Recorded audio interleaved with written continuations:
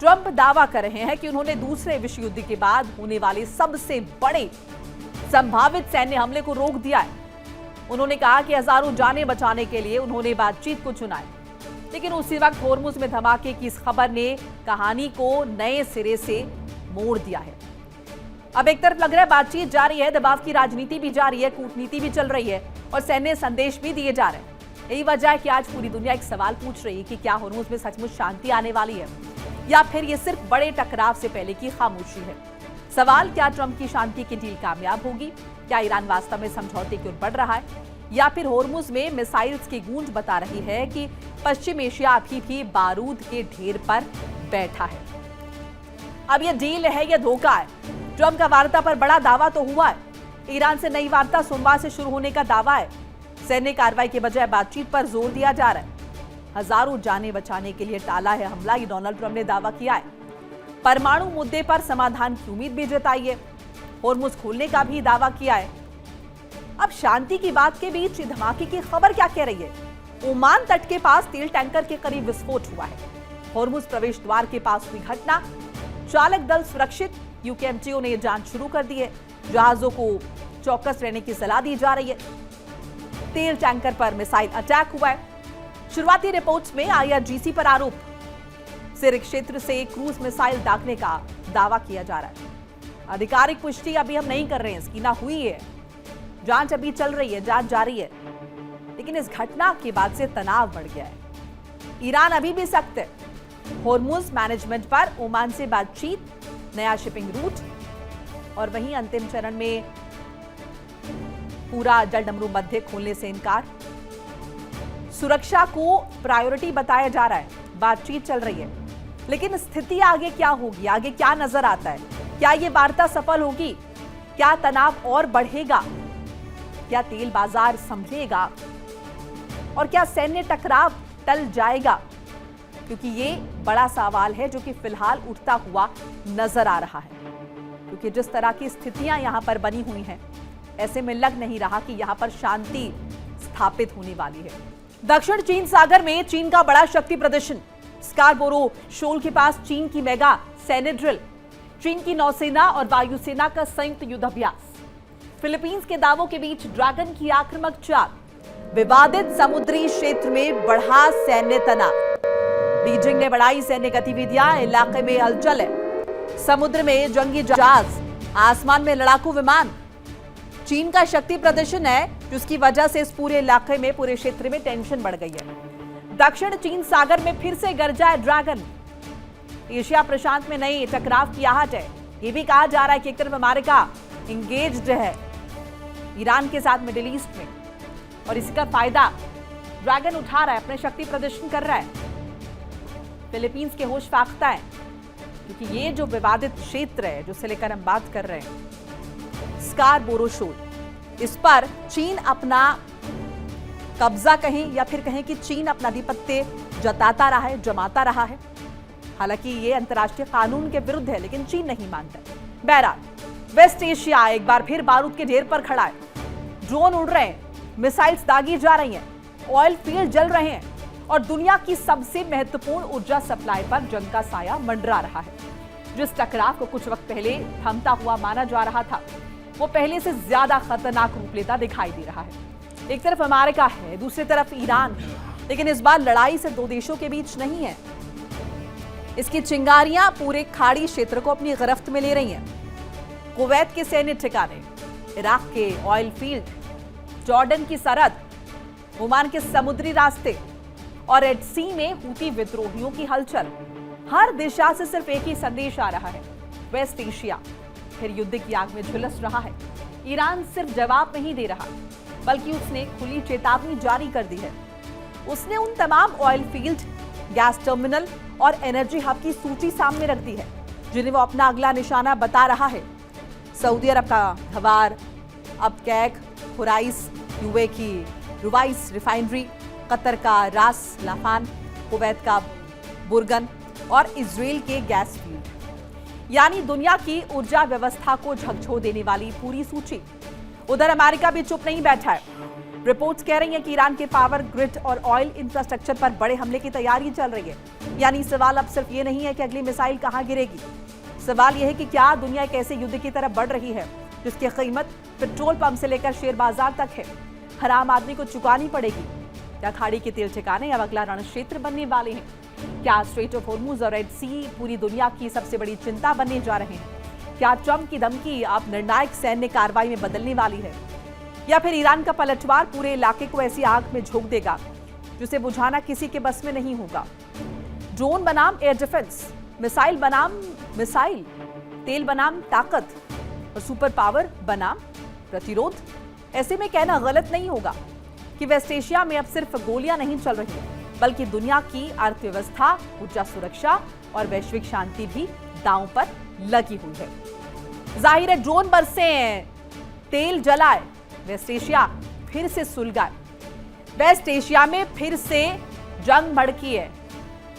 Drone, missile और air strike से तनाव बढ़ा हुआ है। अमेरिका, ईरान आमने सामने आकर खड़े हो गए हैं।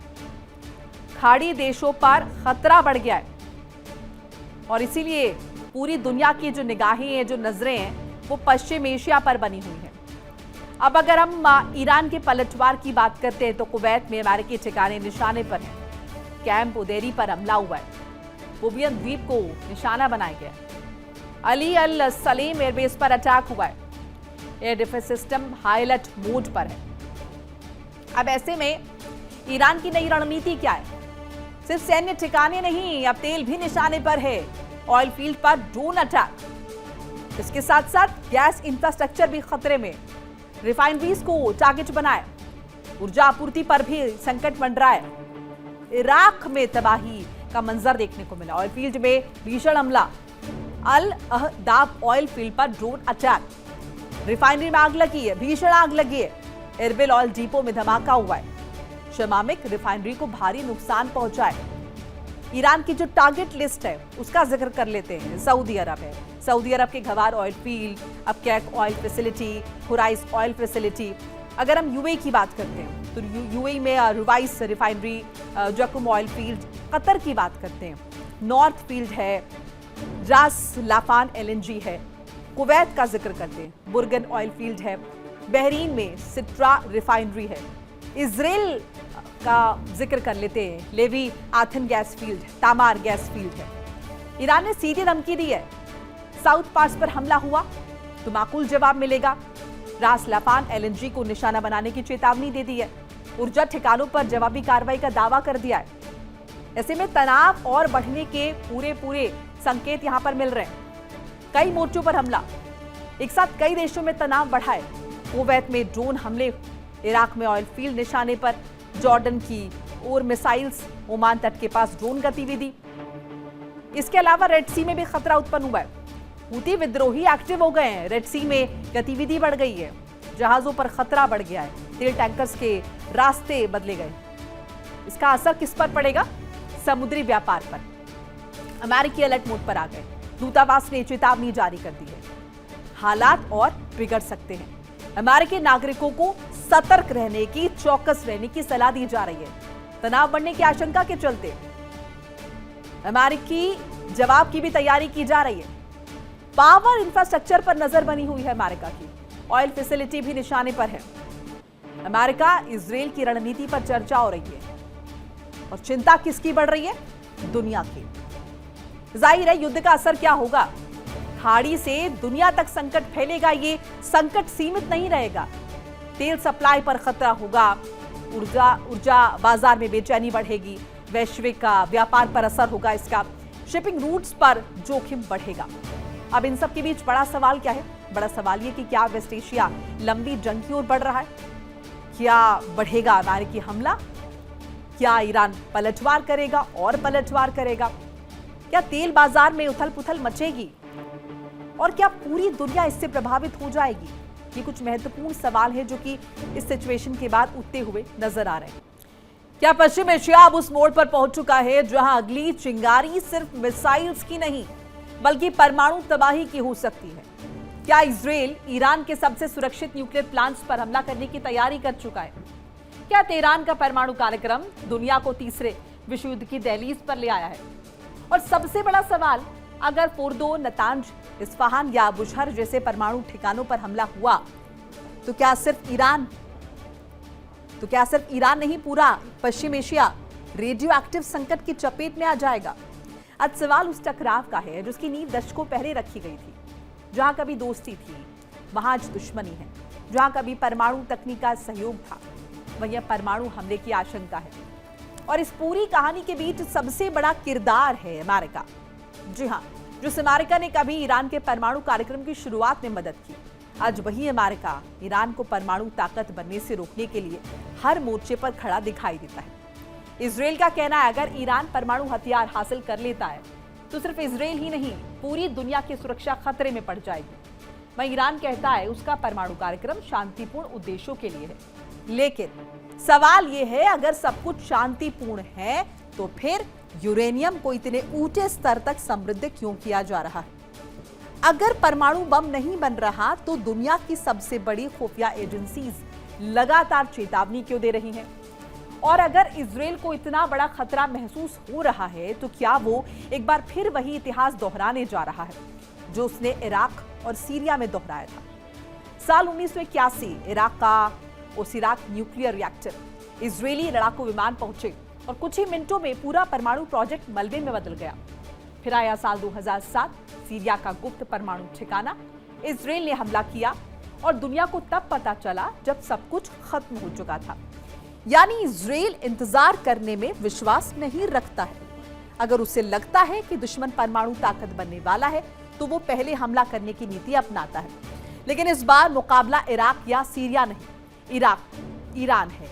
एक ऐसा देश जिसने अपने कई परमाणु ठिकाने पहाड़ों के भीतर बनाए हैं, जिन्हें दुनिया के सबसे सुरक्षित और मजबूत परमाणु परिसर में गिना जाता है।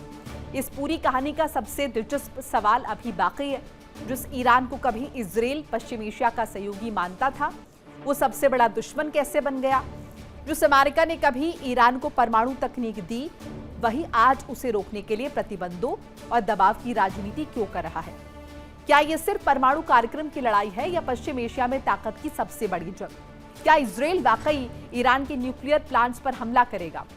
अगर हमला हुआ तो क्या ईरान सिर्फ मिसाइल से जवाब देगा या फिर पूरा पश्चिम एशिया ऐसी आग में झोंक दिया जाएगा?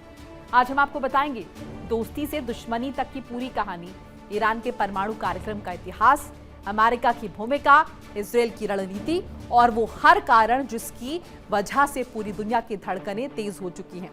क्योंकि सवाल सिर्फ एक है कि अगला निशाना होगा ईरान का न्यूक्लियर प्लांट या बच जाएगी दुनिया एक और परमाणु संकट से?